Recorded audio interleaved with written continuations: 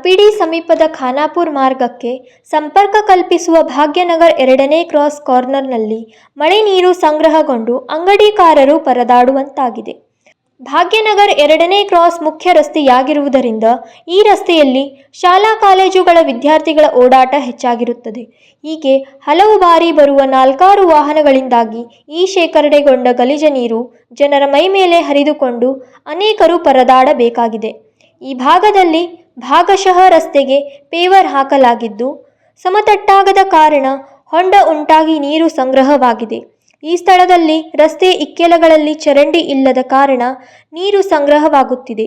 हे रस्ता चालू असल्यापासून थांबायला आहे पाणी. 2 महिने झाला असा प्रॉब्लेम चालू आहे. कस्टमरला यायची अडचण आहे. त्या खड्ड्यात फार जण गाडीहून पडलेसुद्धा. त्यामुळं फार 2 महिने झाला त्रास चालू आहे. हां, त्यावेळी स्मार्ट सिटीचं काम चालू असतानाच ही अडचण प्रॉब्लेम चालू झाले.